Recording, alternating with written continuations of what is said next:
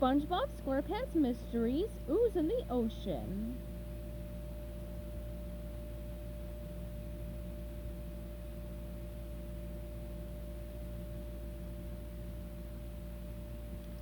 Chapter 9.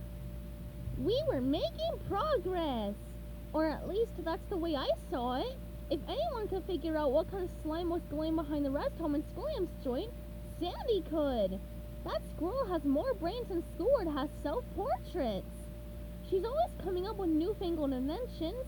I don't know what they feed baby squirrels back in Texas, but it seems to make their brains grow like crazy. We needed to hurry.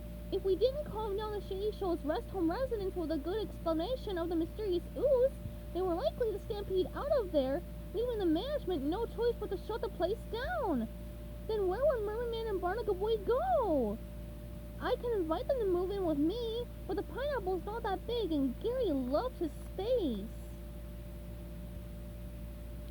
Besides, whoever left that glowing gunk behind was still out there, lurking around Bikini Bottom. And who knew what they were up to? Not me, but I intended to find out. Just outside the city limits, a group of shady characters arrived at a secret location. They were supposed to meet someone, but no one was there. While they waited, not sure what to do, they heard a low roar echo from a nearby pit.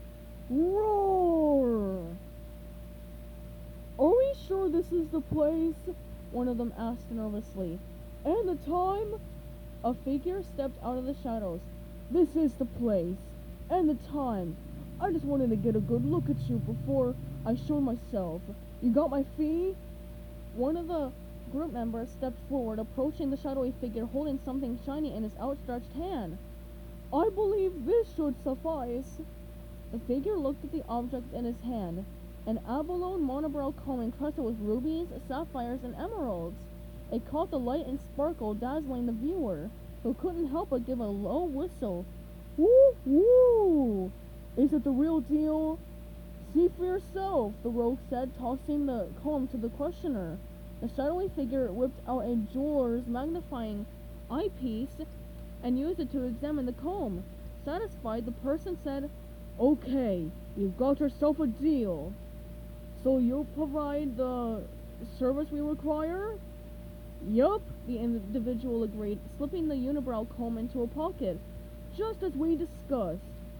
And if we're not satisfied? The figure snorted. Oh, you'll be satisfied. The person turned and called over their shoulder. Won't they, honey? From the near distance came another menacing roar. Roar! Sandy's treedome lay on the opposite side of Bikini Bottom from the Krusty Krab, between Jellyfish Fields and the cozy cottage where SpongeBob's grandma lived. Sunlight glinted off the thick plastic dome covering Sandy's big oak tree.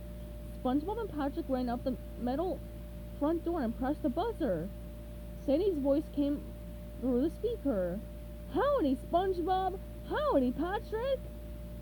How'd you know it was us, Sandy? Patrick asked, puzzled. Sandy chuckled. I just installed a camera to go along with the microphone. Now I can hear you and see you. Come on in. A buzzer sounded. Buzz! The metal door unlatched and swung open. Having visited Sandy in her air-filled dome many times before, SpongeBob and Patrick knew the routine. As the metal door closed behind them, they took glass helmets filled with water off hooks and put them on over their heads. The seawater drained out of the chamber. When all the water was gone except for the water in their helmets, the second door leading into the dome pushed open. Sandy was standing on the other side waiting for them, dressed in her purple skirt and matching swimsuit top. Welcome back to my treedome, she cried. Would you like a nice glass of lemonade or iced tea? Yes, please, Patrick said, thirsty from all their running. But SpongeBob shook his head. Nuh-uh, there's no time, Sandy. This isn't a social call. We're here on detective business. Sandy looked them up and down. That explains their unusual outfits. They'd balanced their fedoras on top of their water helmets. I like 'em. You look like real tough private eyes. So what can I do for you? Looking for a little help in the muscle department? She flexed her bulging biceps and punched her right paw into her left paw. Hi-ya! Nope, the brain department, SpongeBob said. We need you to analyze this. He held up the bag of green slime from behind Squilliam's home. Sandy took the bag and examined it, holding it up to the light. Interesting. It appears to be some kind of ooze or slime or gunk. Exactly, Patrick said. But what kind of gunk? We were hoping you could analyze that sample for us scientifically, SpongeBob said. It's an important piece of evidence. He pulled a sample from the Flying Dutchman's ship out of his pocket. And maybe you could tell us if these two samples match. This one's from the Flying Dutchman's ship.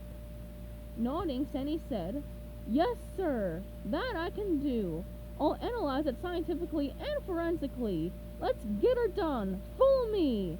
She led the way into her oak tree. They wound up the circular stairs, past the floor with her bedroom, and onto the level where Sandy had set up her lab. She set the bags of green ooze on the table and then put on a white lab coat and safety goggles. Now, proper laboratory procedure requires that we all wear safety glasses. But since you're wearing those helmets, y'all won't need them. She giggled. SpongeBob was excited. He was sure Sandy could get to the bottom of the slime in no time. So, what are you going to do first, Sandy? Ask the slime some questions, Patrick suggested. Show it who's boss? We could, Sandy said. But I'm pretty sure this ooze can't talk. It ain't a critter, far as I can tell. She leaned down to the evidence bag lying on the table. Can you talk? She asked loudly. No answer. Maybe you just have to speak its language, Patrick said. He stuck his face next to the sample. Slime, slime, slimy slime, oozy, oozy, ooze, ooze. Gunka, gunka, goo. The sample just sat there in silence. Didn't think so, Sandy said. I reckon we'll start with a little peep through the old microscope. What do you say? Sounds good to me, Sandy, SpongeBob said enthusiastically. Me too, Patrick agreed, even though his experience with microscopes was microscopic. Sandy opened a drawer in the curved wooden wall of the room and took out a slide. She set the slide on the table, opened the evidence bag, and carefully extracted a few drops of the sample with a long, thin tube. And she dripped the goo onto the slide and shielded the tiny green puddle with a cover slip. Her microscope was made out of sticks and branches, with an acorn on the side that Sandy could twist to adjust the focus. After clipping the slide into place, she peered into the eyepiece, turning the acorn until she could see the magnifying slime clearly. Interesting, she muttered, jotting down notes on a pad of paper.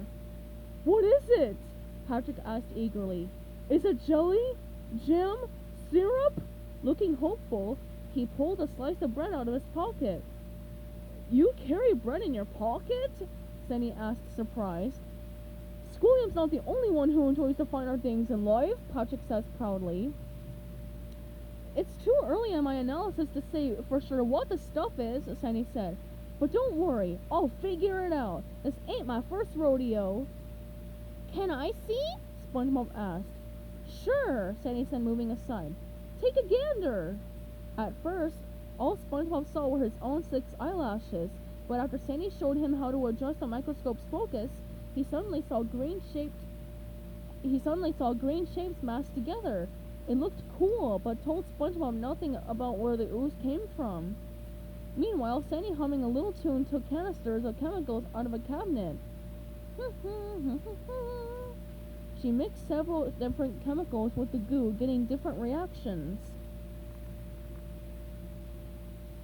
Chemicals changed colors. Puffs of smoke rose into the air. Pasty mixtures bubbled. With one chemical, there was a small explosion. Bang! Patrick and SpongeBob jumped, startled. Ah! Ah! But Sandy looked unconcerned, scribbling lots of notes on her pad. Have you figured it out, Sandy? Patrick asked impatiently. I'm getting there, Patrick, she answered.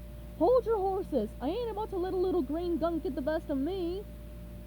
Oh, by the way, SpongeBob said, suddenly remembering, the ooze glows in the dark. It does? Sandy asked. Fascinating. Why, what's more interesting than a hog on a hair ride? Patrick and SpongeBob looked at each other. They were used to Sandy's colorful Texas phrases, but that didn't mean they always knew what she was talking about. This I gotta see, she enthused. Let's get these lights out pronto! She closed the curtains over the room's windows and snapped off the lights. In the dark, the green slime glowed eerily from the evidence bag, the slide, and the petri dishes Sandy had scooped it into. Wow! Sandy cooed. Neat and purty. She turned the lights back on. I'm still not ready to say exactly what the stuff is, but that's okay, 'cause I got one more ace in the hole. Sandy opened another cabinet and lifted out a strange-looking device with tubes, switches, bulbs, gauges, and meters on its wooden surface. Though it was high-tech, Sandy's lab gear all appeared to be made out of wood, leaves, and nuts. Oh good, a TV! Patrick said. Let's watch the Great Bikini Bottom Baking Show! I need to know what to do next with this slice of bread. It ain't no TV, Sandy said, setting the gadget down on the table. This here contraption is a little invention I came up with called the animalizer analyzer. It can analyze any substance that came from a living animal and tell us more about it. Studying the device, SpongeBob asked, So you think the goo came from an animal? Yup, Sandy confirmed. I can't say for sure what kind of varmint, but I'm pretty sure it came from a critter. Once we run it through the animalizer analyzer, we should have an answer, I think. Well, what are we waiting for? Patrick asked. Let's get this party started. Sandy scraped the last blob of slime from the evidence bag, opened a cap on the top of the animalizer analyzer, and dropped the sample into the machine. She adjusted several knobs and slides, and she put her finger on the power button. Ready? Ready! SpongeBob and Patrick cried. Then giddy up! Sandy pressed the button. Click! Boom! Boom! Boom! Boom! Boom! Lights flashed, chasing around the outside of the box. Sparks flew. The device vibrated harder and harder until it was shaking violently. The whole room shook. Crash! Beakers and test tubes fell to the floor. Sandy! SpongeBob shouted, shaking back and forth. What's happening? Science! Sandy yelled. Patrick and SpongeBob had to grab onto hooks and heavy pieces of equipment to keep from falling to the floor. How much longer? Patrick howled. Ding! The analyzer stopped vibrating. It spat out a long piece of paper. Sandy eagerly ripped the paper from the machine and studied it, reading the printout. What's it say? SpongeBob asked. Yeah, what's it say? Patrick repeated. Sandy held up a hand for quiet. When she finished reading the printout from her analyzer, she studied her notes from all the earlier experiments. At last, she looked up and smiled. First of all, this sample didn't come from the Flying Dutchman. The two samples don't match. SpongeBob nodded. He had a strong feeling the Flying Dutchman hadn't left the trail behind William's house. No, he had proof. Then who did that sample come from? The mysterious green ooze came from... SpongeBob and Patrick leaned in closer, holding their breath. A slug!